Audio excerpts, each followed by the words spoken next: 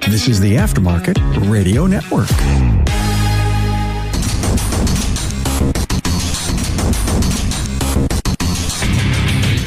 Welcome, everyone, to yet another episode of Diagnosing the Aftermarket A to Z. I'm Matt Fonslow, and today we're welcoming back Margaret Light. She is a therapist, marriage and family therapist, and it's pretty fitting considering the last few episodes that have been coming out to bring her back on. And I think there's a very important question to just start right out with. But before I do that, I would like to take a second here to thank our sponsor, Napa Auto Care.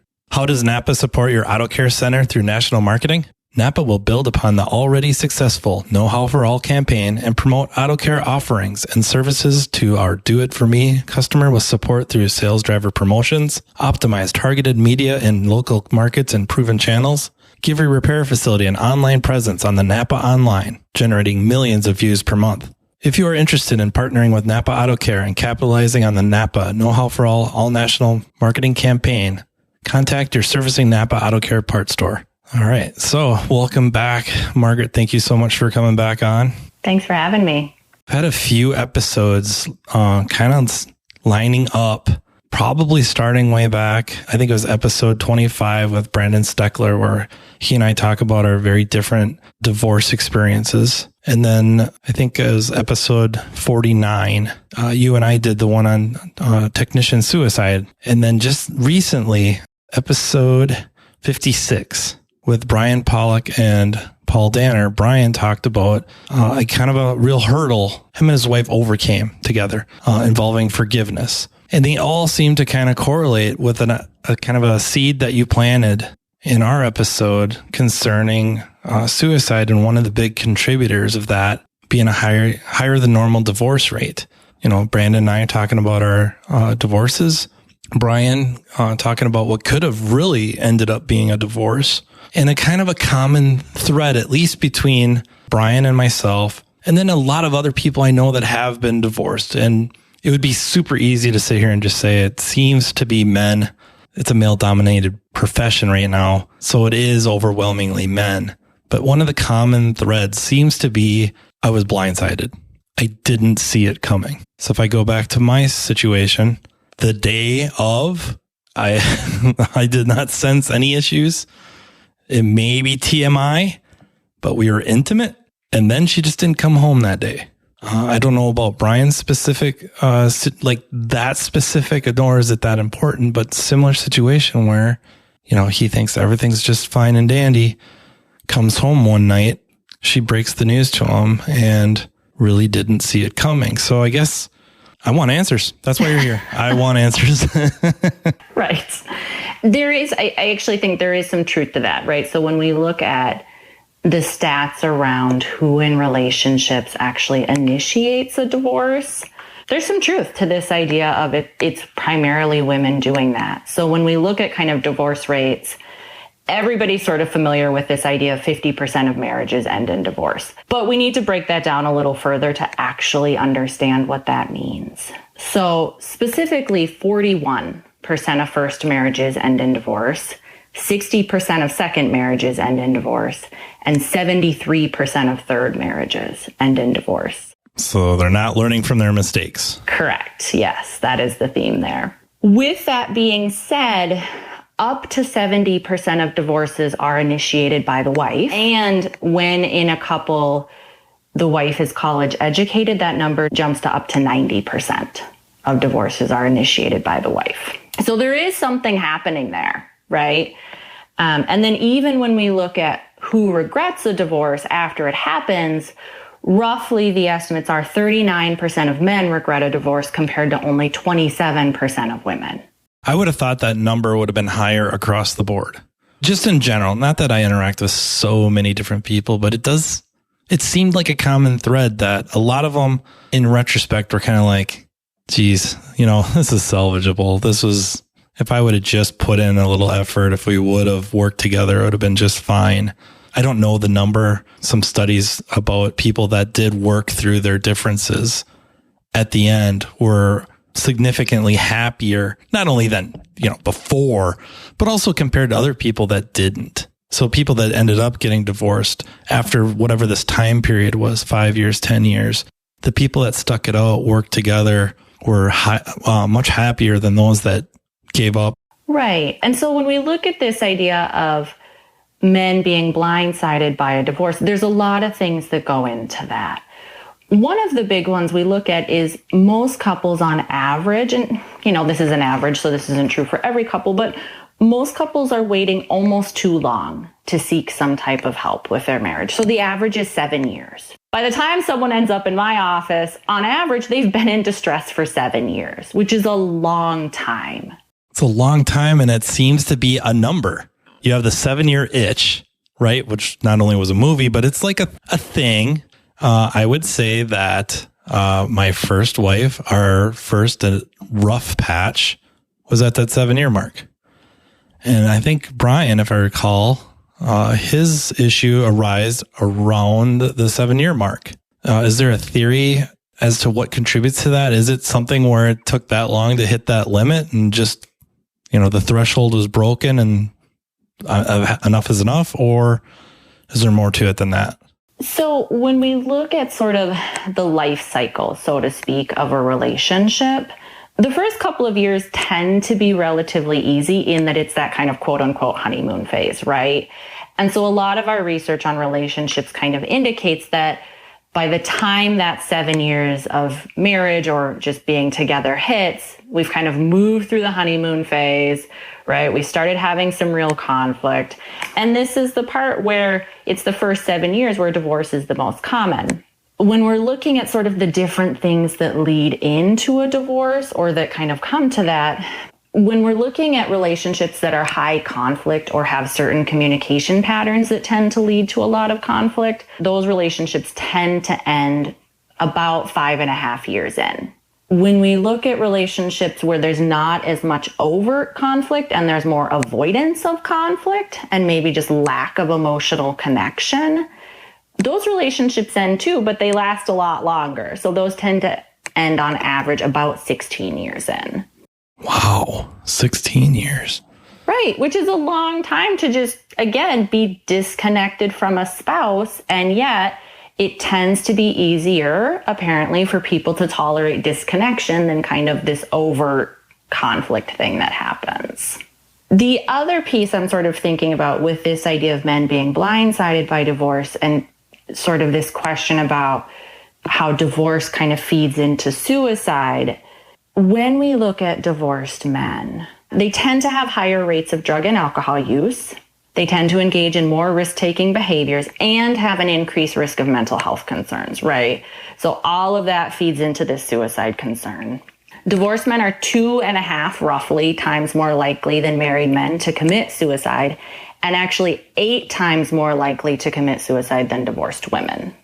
So when we look at reasons for that, this gets into kind of couple dynamics about how does emotional support happen in a relationship.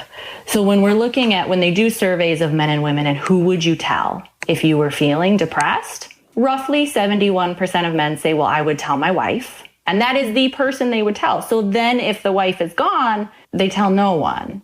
And when we compare it to women, only 39% of women say, well, the person I'd go to if I was depressed is my husband.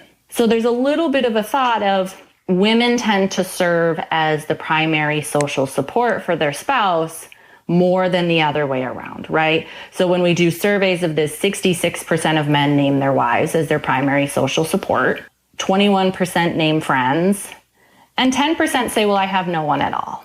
I mean, I guess I hope these questions don't steer anything, but I'm kind of torn about the reasons for that.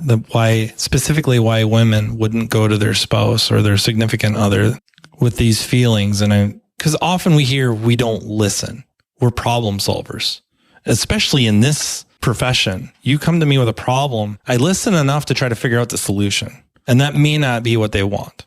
And so they're just kind of like, he's not going to listen to me. So why waste my time?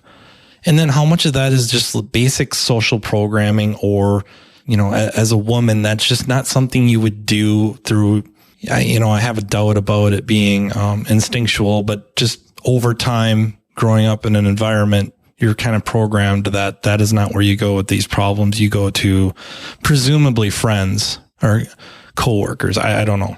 No, I think it's a really good question because it gets into what are the reasons people give for getting a divorce, right? So if divorce is this thing that women tend to initiate, there's this question of, so what are women saying is the reason they're requesting a divorce? So there's the sort of usual stuff that we expect, which are things like problematic alcohol or drug use, affairs, abuse, domestic violence, money issues, too much conflict, right? There's that stuff. But then there's the more kind of specific stuff that's also a little harder to nail down, which is this idea of my emotional needs aren't being met. And that means a lot of things. So in surveys of women who have initiated a divorce, they talk about things of, well, my spouse is indifferent to my feelings or kind of cluelessness about how I feel. There's a lack of maybe reassurances or small gestures to say that I matter. There's a lack of affection, a lack of romance, a lack of appreciation or closeness. And those are kind of hard to conceptualize sometimes for folks of like, what does that mean? I bought you flowers 2 years ago for Valentine's Day. I mean, come on. Right. So John Gottman is a big relationship researcher. And essentially what he did was study couples who are happy and who do well in relationships and study couples who are unhappy or who relationships end. And then he essentially found a way to classify what do happy marriages include. Was he the one that did a study with couples that he'd observed them in a discussion with like a counselor or a therapist? And he count the number of eye rolls? Yes. Predict within, I mean, it was within an absurd 91% accuracy. Yeah, exactly. If the relationship was going to last based on the number of eye rolls. That's real. And eye rolls are a symptom of contempt. You know, shocker, if you have contempt for your spouse, you're probably not creating an environment where anything good is happening. There's a lot of people listening to that right now going, Matt has a lot of contempt for everybody. I guess that's a thing you get to figure out. So Gottman, right, did this research, figured out what are happy couples doing. And he really found this way to really teach people what emotional skills do you need in a marriage. A good enough marriage that someone wants to stay in it and is generally happy, right? We're not creating perfect marriages here, but there is this idea of what's good enough. And so he identified these 4 communication patterns that tend to lead to divorce. And it's this 91% accuracy, right? And he's also the one who kind of gave this number of the first 3 minutes of a conversation dictates the rest of the conversation, how well or how poorly that goes. So it actually matters a lot how you talk to each other.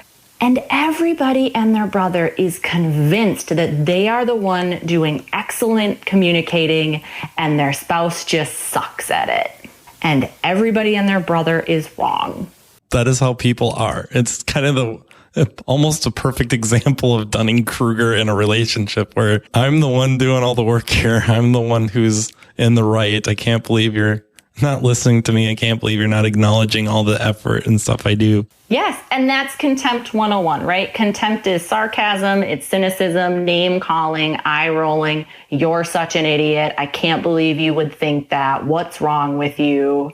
See, I don't say that specifically. I imply it. That's not any better. I really only speak in sarcasm. So what you're saying here is there's like a 100% chance I'm going to be in that 60% range. Well, that's unfortunate for you. And the way you counter contempt is by figuring out how to show your spouse appreciation. Bought her flowers a couple years ago for Valentine's Day. That is not sufficient. Sorry. I think I told her she looked nice. It's probably a few months ago. Right. Yeah. So here's another number for you because Gottman likes numbers. When we look at how happy couples interact, he was able to figure out a ratio 20-1 in non-conflict scenarios. So it's positive interactions to negative, 20 positive, 1 negative when you're not in active conflict. And when you're in active conflict, the ratio is still 5-1. 5 positive, 1 negative. How many couples in the world, when they're in active conflict, can find 5 positives? 9%. Right. It's very little. Yes, exactly.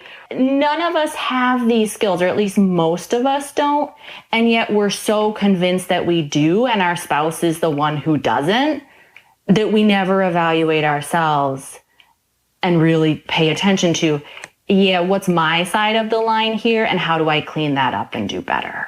Pointing that microscope at yourself sucks. Who wants to do that? It's really hard. Aim it at somebody else.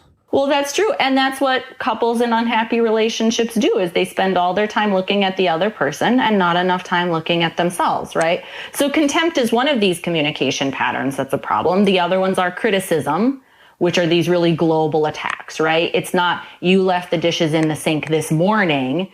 It's you are disrespectful as a person because you always do this. Always leave dirty dishes in the sink. Right. And criticism's a problem because how is anyone supposed to respond to that outside of saying, no, I don't, which doesn't actually get anybody anywhere. So contempt, criticism, defensiveness, which is this, I only do X because you do Y. So therefore it is still your fault. Yep. Cause and effect. Right. And if you would just change now, I would do better. That doesn't actually lead to anything either.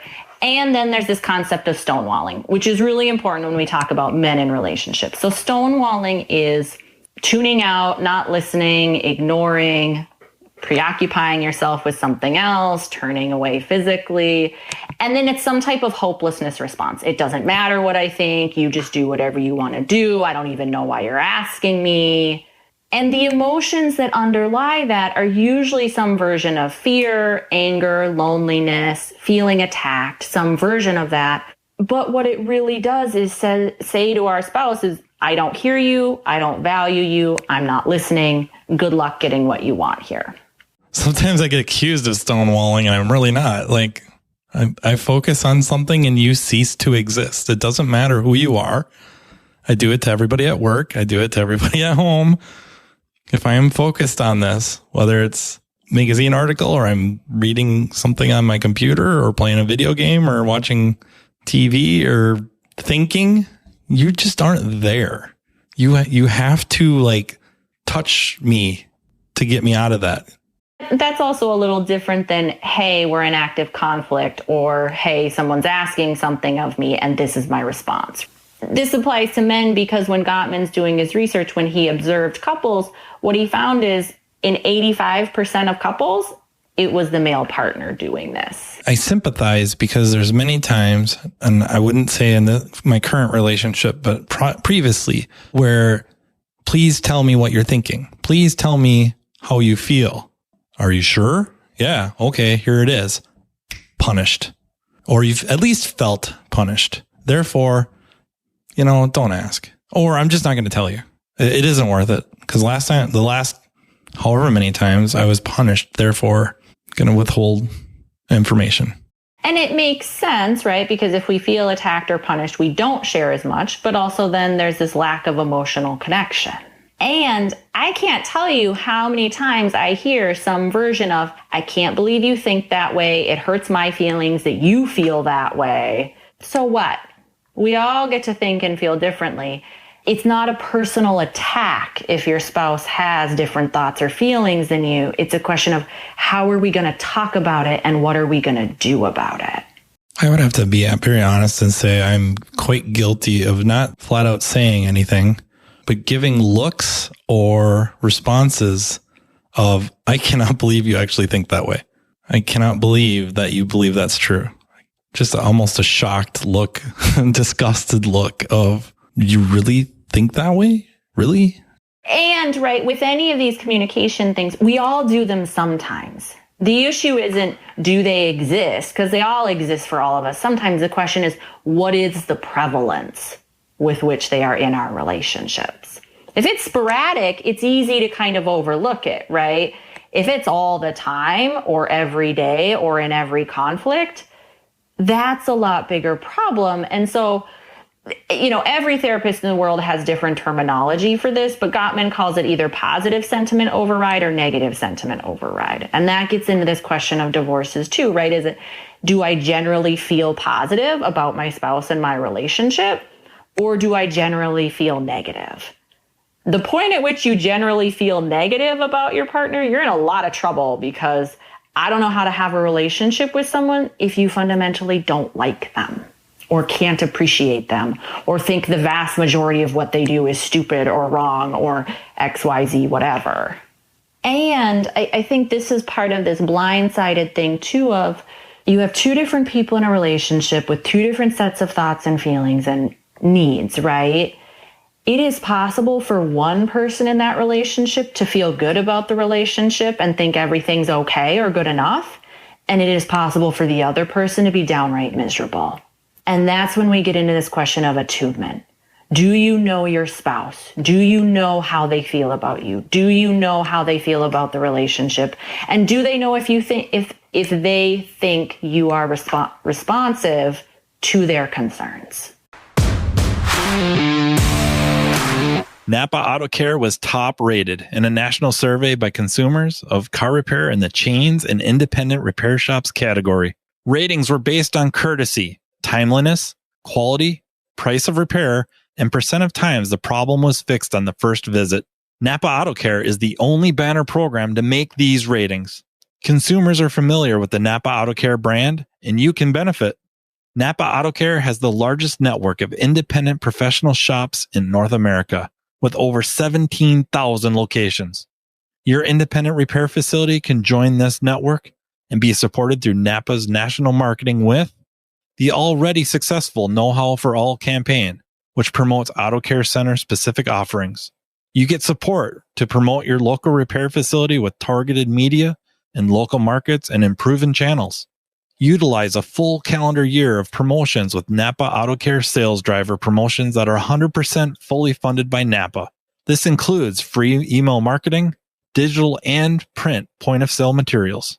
Connect to their national presence by co-branding your locally known brand with the already nationally recognized Napa brand. Partner with Napa Smart Sign to educate customers with engaging videos that tell the why behind a needed repair or service. You can access and edit digital menu boards, template builder tools, social media feeds, and integrations with other auto care program elements.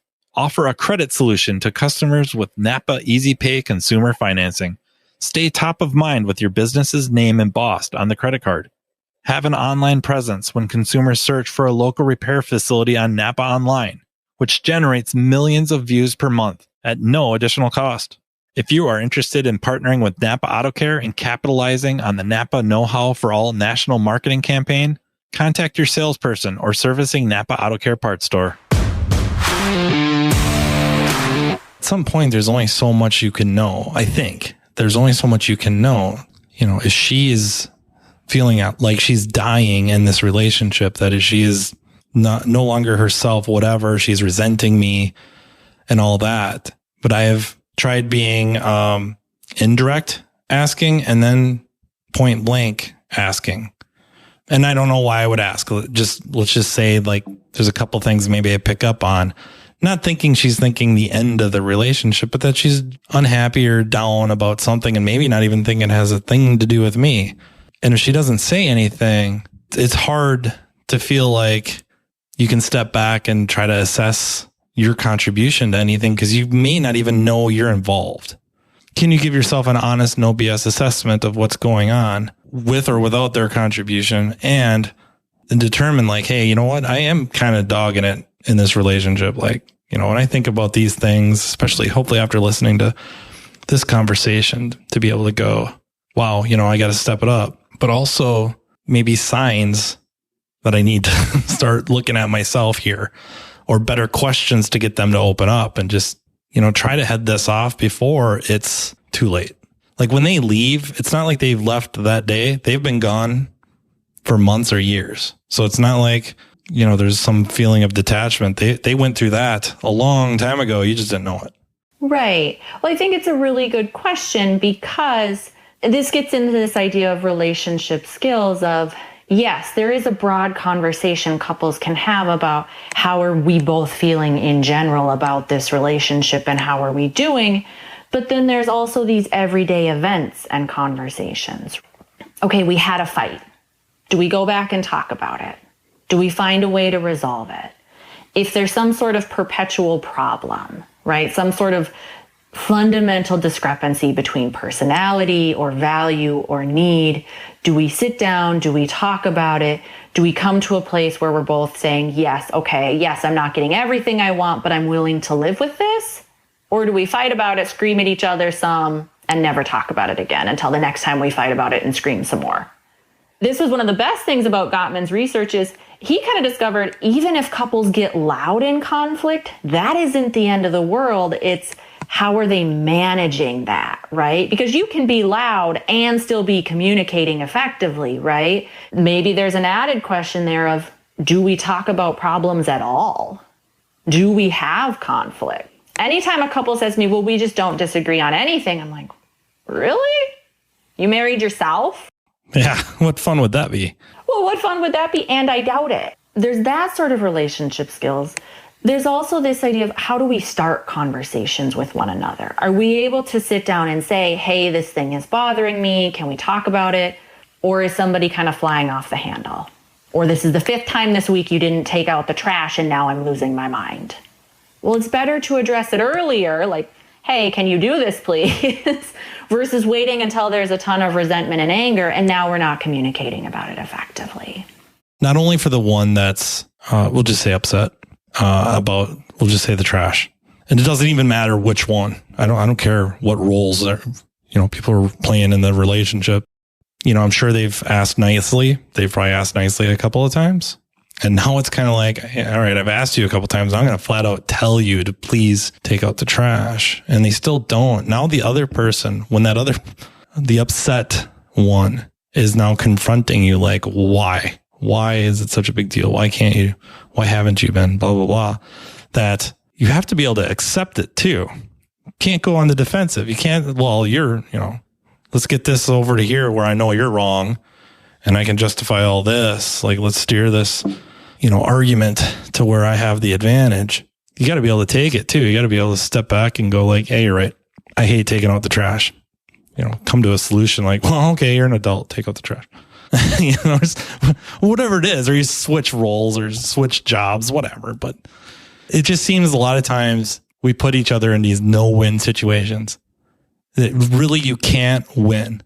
Like, I'm trying to do the right thing. I'm trying to use my I feel statements. I'm trying to be nice. I've worked up to the point of where now I'm a little ticked off that I have to do this. And now I feel like I've been put in this position and now it's turning into this big to-do and I can't win. Both probably feel like I can't win. Well, right. Yes. And right, this idea of being able to give an honest assessment of sort of your role in the relationship. It's the difference between saying, well, I've been really busy and here's a million reasons why I haven't done this, which can be true, but may not be inherently useful in the moment, versus you know what, you're right. You've asked me 3 times. I haven't done it. I'm sorry. Let me go do it right now. That doesn't mean you can't go back and have the conversation later about, hey, you know what, this really didn't work for me, or on these weeks when XYZ is going on, I can't do this, because you totally can. But it's in the moment when someone's bringing you a complaint, how are you responding in that moment? Do they know you're taking them seriously? Are you being responsive? Are you tuning in? It's this idea of when you're upset, I drop everything and pay attention. I do all that. I just lead into it with eye rolling first. With a lot of contempt first. Yeah. Yes, good. I roll my eyes, then very focused on what you're saying. There's a lot of kind of soft relationship skills that play into this idea of emotional needs and do I feel connected to a partner? And I think this is kind of the other half of where couples get into trouble sometimes is we're all imperfect. When one of us makes a mistake or we're frustrated and now we have to make a repair, culturally, we are terrible at figuring out how to make a repair to someone who is either upset with us or has been hurt by us or has some type of negative, difficult, big emotion towards us, right? And on the flip, we're not necessarily the best about accepting those repair attempts either. If your spouse says, I'm really sorry, and then you keep going and berating them about how you can't believe how dumb they are, not super helpful. And why would anyone apologize to you then if that's the response they get? Or earnest, heartfelt apology is not good enough. Now, what else is there? Like, you would have to accept the apology and then wait for the action, the follow-up action down the road. But no, sorry is not good enough. We're horrible about that. I think the media, like our entertainment media, there is not a ton of very good example set anymore. Everything's got to be so dramatic. It just seems like, it used to be, the saying was, art imitated life. But I think because our art, mainly entertainment, TV, movies, stuff like that, maybe to a degree music, but really movies and television, life is starting to imitate art in the households. Yeah, I don't know. A show that showed people working through some problems in a healthy fashion probably wouldn't last a season, but the examples of people working stuff out, even if it's a little messy working it out, like not some perfect, we had an argument and then 15 minutes later we sat down and held hands and discussed it and it was so much better afterwards. Even if it wasn't really that, it was the course of a few days or a week. But ultimately, you got to where you needed to go. We don't see examples of that. Right, very much so. And one of the absolute worst things we can do for anybody we're in a relationship with is evoke a sense of hopelessness in them. I can't make it better. I can't help you. I can't live down this mistake. I can't fix it. That is a terrible place to sit in. And so this is, I think, where we get into this idea of personal accountability and responsibility of, do you know your own needs? Can you tell your spouse what those are? And if you're upset with your spouse, can you tell them, hey, here's why I'm upset, and this is what I want now in order to feel better. I want to know that you're going to go think about it and come back to me with an idea for how we're going to prevent this from happening again. Or I want to know that you understand how upset I am. Like, you have to give your spouse something, but that requires you to own what you want and not expect them to mind read and just know how to make you feel better. Yeah, it's not so much comical, but there's a lot of stuff we're talking about here that mimic running a shop, like as an owner or a manager. If you can't give your employees a long-term plan where they're feeling hopeless, like this job is going nowhere, they're out. It's kind of the same thing in the relationship where if I feel like this relationship's going nowhere, that sense of hopelessness, like I'm going to be stuck feeling this way or worse for the rest of my life. That's no bueno. Right. And so when we look at predictors of divorce from a research standpoint, there's 4 big ones, right? The problems are viewed as severe. The couple is leading parallel lives and there's not a ton of connection anymore. You aren't doing things together. One or both people feel lonely and talking seems useless, and or you try to solve problems by yourself. I don't think it matters whether that's a friendship or an employer or a relationship or anywhere else. If that's what the theme is in that scenario, nobody's interested in staying there. And yes, good relationship and communication skills, it doesn't matter if it's your marriage or at work or with coworkers or with, the jerk at Aldi. It's going to get you farther than not having them. So the other big relationship skill we talk about when we're looking at how do we prevent a relationship from getting to the point where a divorce is feeling like it's the only option for someone is this idea of accepting influence. So not being so stuck in how you think it should be that you're completely immovable.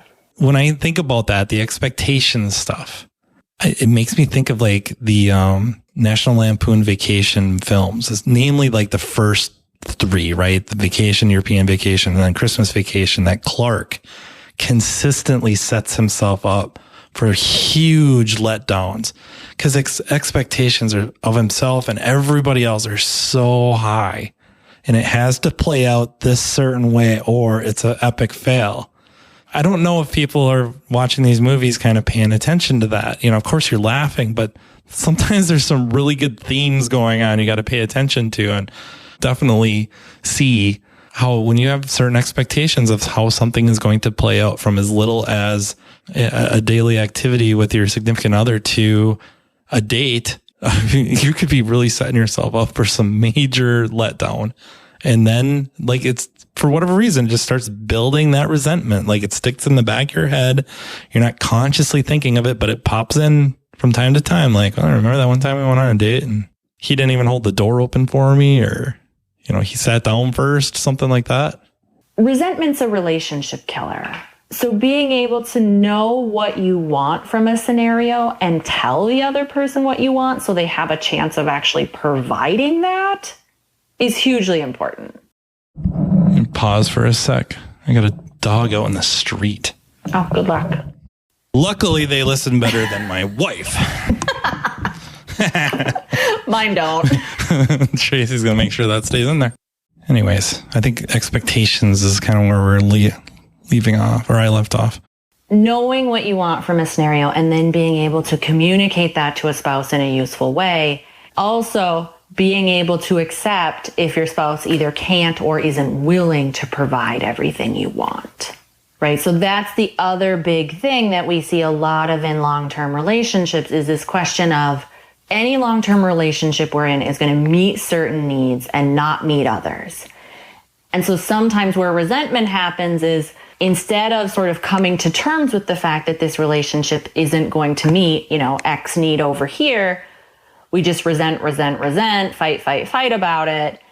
And it just turns into this giant thing versus how do we sort of grieve the loss of not having that need met, so to speak, accept it and move on. How much of that do you think springs from a feeling of maybe false pretenses given? Meaning, we kind of talked about the first 2 years, kind of a quote unquote honeymoon period where things are easy. And you do kind of do whatever. And you've had the dating phase. Maybe you've lived together, maybe not, whatever. It's not really that important. But all these important needs that maybe you don't even think about as being needs are being met, whatever those are. Conscientiousness. I don't mean mystery so much like spontaneity, random gifts, random acts of kindness even. And then after 3 years together, 5 years together, those wane, and they probably would naturally. But then you have those conversations where it's like, hey, I'm not saying you have to do that so often, but I do kind of miss some of the spontaneity, like just a random something. And maybe the first time, it's like the next day they do something nice, like the very next day. And it lasts for a little bit and then trails off. And then essentially it's like, yeah, you know what? I just don't want to anymore. That seems like that could breed a terrific amount of resentment because I felt like I was misled. And not me specifically, them, whatever. I could see how that could really be a big issue. It's like, this is something you did freely before. And I kind of assumed it would be, maybe not at the same frequency, but still kind of there throughout our relationship. And that was important to me. And because it was being met, I didn't bring it up in like our little meeting before we got married of like, well, these are my expectations and let's see if they correlate. It was just kind of assumed. I could see how that would breed a terrific amount of resentment. Now it just amplifies everything. Everything else wrong, just... Yes, early on in relationships, we do tend to be more attentive to our spouses. And this is where these good communication skills come in, right? And that personal ownership stuff of, are you recognizing your own needs? Are you recognizing what needs aren't being met? And are you able to say to a spouse, hey, I want X. What can you provide? Right? And can your spouse be flexible enough to say, you know what? Yes, I can do X, Y, Z. Here's the thing I can't do. Can you live with that? A lot of times we don't have those conversations where there's a lot of honesty about, yes, I'm willing to do X, Y, Z, and here's the things I'm not willing to do. You get to now make whatever choice you need to make based on that information, right? Because I hear couples all the time, they'll make promises where they kind of in the moment know they're not going to do it, but they promise it anyways. And now not only have you promised me something that you're not going to do, so I'm going to be disappointed, but then if it ever comes out that you knew you couldn't do it in the first place, now you've also lied to me. And I think there are these assumptions that happen around sort of the cultural story we tell ourselves about, well, when I find a good match, they're just going to meet my needs. They're just going to know. And that isn't accurate. That isn't true. Even in the happiest couples that have really good relationship skills, there is no mind reading. You have to be able to communicate and negotiate those things together. I guess we can all figure out pretty quick which needs shouldn't be met probably outside of a relationship, but there are a great many of them that if they're not met within the relationship are easily met outside of it through friendships and whatnot. It's odd sometimes that how much importance it is that this need be met in this relationship. There's things we can talk to our wives about. There's stuff we do not talk to our friends or coworkers about. Right. That conversation gets into this idea of what is reasonable to ask from a spouse, and does your spouse have the skills to say, nope, here are the things I can't do for you. And then what does that mean for the relationship? It's rare it's going to be just one person ever. Right. Can we go somewhere and acquire some of these tools, acquire some of these skills?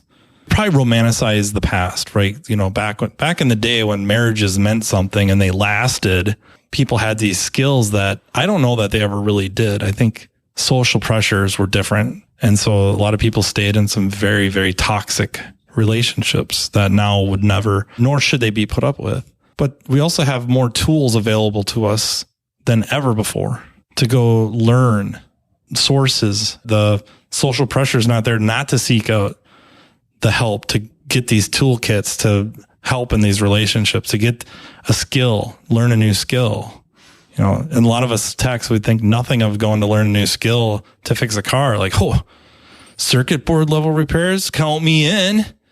$300 for this class? Yeah, I'll probably have to take it a couple times. Will they go to a therapist with their spouse to learn a skill set on communication, listening? You know, it's great. You're a fixer personality. Hooray for you. That's not what's going to help here. Let's work on this. And I don't know, drag your feet going. I don't know. It's odd to me how that stuff changes. There's so many options now. So couples therapy or individual therapy are certainly some of those options. And I think sometimes they're certainly underutilized, particularly by men. Sometimes there's this thought of, well, if we don't go to couples therapy, there's no sense in me going to individual therapy because nothing's going to happen. Well, except if you go to individual and say, hey, I want to improve how I do in this relationship, you can work on that by yourself. But you have to stop, you have to get out of the here's everything they do wrong and everything I do right?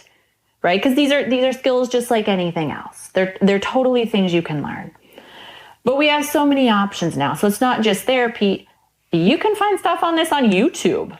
There's hours and hours and hours on YouTube. There's books, there's seminars, there's weekend getaways. I mean, there's a million ways to find this information. And then you have to do this self-evaluation point of, okay, so when we talk about, say, contempt versus appreciation, yeah, I know I do that, and I know I'm not doing this, so then how am I going to change that behavior in myself? The frequency of positive things they were doing, not that they're doing so many negative things, it's more like 0, 1, 2 almost, or -1, 0, 1, where there's the stuff that I used to do that was very positive, 1, and maybe a few negatives. But the frequency of things I do now, having been in this relationship for years, that's 0. Not doing anything really good, not doing anything really bad, but it's 0. Over time, I just wonder if the frequency of that goes up because both are coming off the honeymoon period high and just not feeling as, I don't know if fulfilled is quite the right word, but just happy, charged. It's now, sometimes it seems like it's a job. Now the work comes in. It should be kind of a labor of love. I don't even mean like figuratively, like it really should be at some point. They find when they do work together on these, whether it's individually or together via videos or going to see a therapist, that now because of your overall happiness in the relationship, if only the optimism given by you're both working on it together allows the +1 frequency to increase because it's easier to do. Hope will keep people in a relationship. Hope says, okay, it's not great now, but it could be better tomorrow, and I'm willing to wait for that. And sometimes what happens is, part of the honeymoon effect is this idea of novelty. It's new, it's exciting, we get all sorts of oxytocin and happy chemicals, and that's great. Sometimes what I see from couples is it's not only that the honeymoon effect wears off, it's that then we get complacent and we stop thinking about the relationship. long-term satisfying relationships don't just happen. You have to put a lot of work into them. It takes work. It takes intentional thought and effort. They don't just magically appear. But that's not what it was like in that movie. Yeah, that's rough. Jeez. Right? We're not taught those skills. And most of us underestimate how much work it takes to be in a relationship.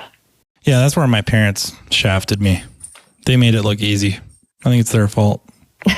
Just blame them.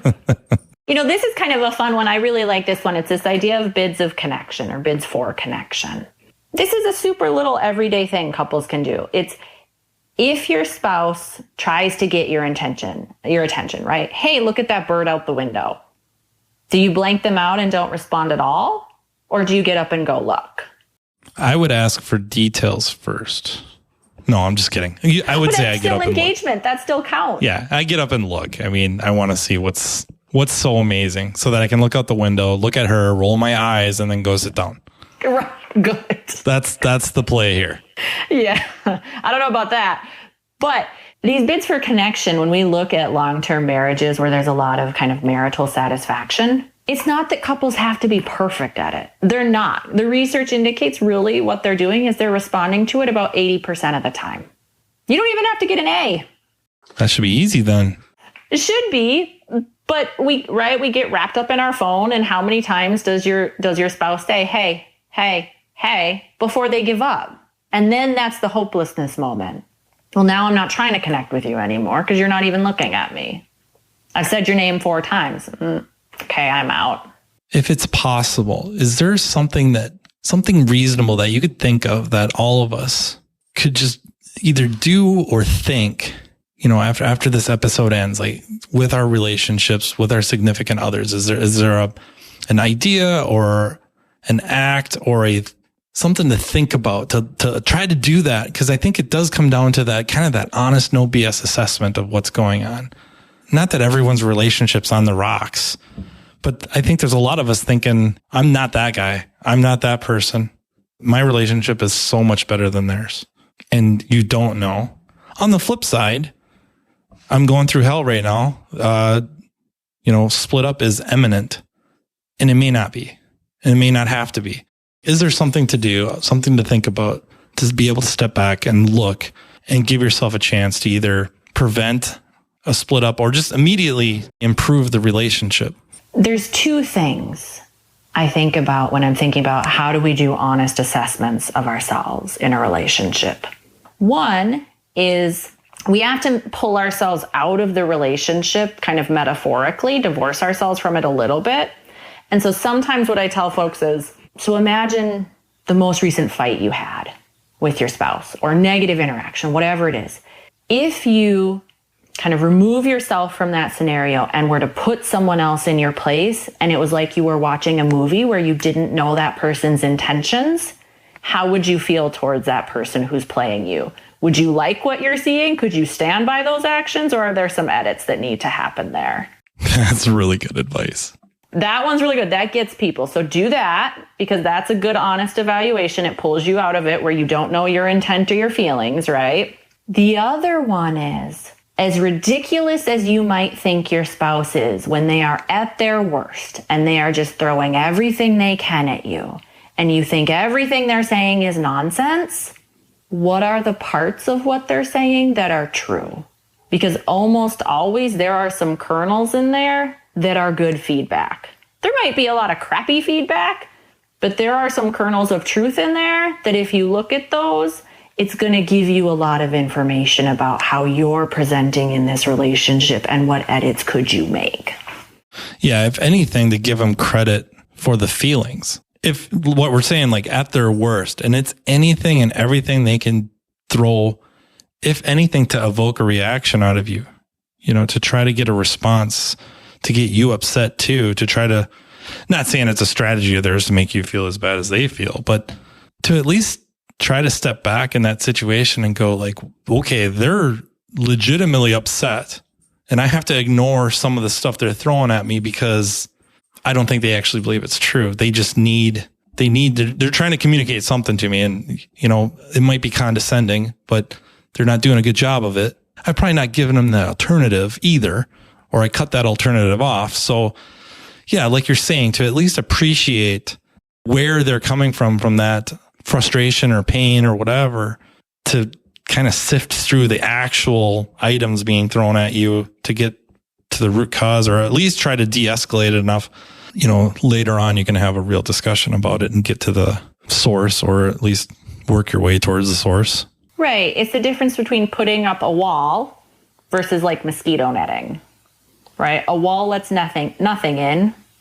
Mosquito netting, we still get some stuff. So play it like a movie and pay attention to your boundaries and your walls. Again, not to always just reference it back to the shop stuff, but really, if the customer is standing in front of you screaming at you, part of them screaming at you is they are giving you the opportunity to make it right. If they didn't want anything to do with you, they wouldn't be back. So they're screaming at you to make it right. And even if you know what you did wasn't quote unquote wrong, you have to appreciate their frustration and fear that they just got taken. And the same applies to that relationship, to your significant other or spouse. They're screaming at you. If they were done, they wouldn't be screaming at you. They just wouldn't be there. They'd be packing their bags, or the next day when you come home from work, they're just not there. Right? They're screaming at you. You have an opportunity to make things right. Or, you know, again, not that it's always got to be somebody's fault, to get later on, de-escalate and try to find the root cause. This has been enlightening. I really keep going here. You can point out everything I'm doing wrong, which just in this hour sounds like a lot. So I'm not going to let my wife listen to this one, I don't think. Oh, that's reassuring. She'll use it against me. Are you kidding me? I can't arm her with that kind of knowledge. No way. So we will not be doing any honest appraisals here. We will just be tucking this away and pretending like it didn't happen. My appraisals will be sarcastically accurate. They're going to be riddled with sarcasm, so it seems like I'm not serious when the underlying meaning is extremely serious. I'm just trying to soften the blows. It's a defense mechanism, I think, which will be that'll be the topic of our next one. I so appreciate you coming on and talking about this. I think it's really important to get stuff like this out there, because it does correlate with those previous episodes and the stories we've heard, that this stuff affects us deeply. And this is one facet of it. And I'm just so happy to have you as not only a resource, but as a friend. Thank you for coming on and sharing your knowledge with us. I really can't thank you enough. Yeah, thanks for having me. All right. Thank you, everyone, for listening. If you have any ideas for future episodes, or you want to reach out to me, I'm very easy to get a hold of. You can find me on social media. You can also email me at mattfonslopodcast@gmail.com. And I would also just like to thank Margaret again. Thank you, Napa Auto Care, for sponsoring. Thank you, the Aftermarket Radio Network, for really making this all possible. And until next time, take care. You've been listening to Matt Fonslow, diagnosing the aftermarket A to Z on the Aftermarket Radio Network. Follow Matt on your favorite listening app. He's very interested in what you have to say. Let him know what you'd like him to cover and come on the show. Matt is all for advancing the aftermarket. Find Matt Fonslow on social media and connect, or on aftermarketradionetwork.com.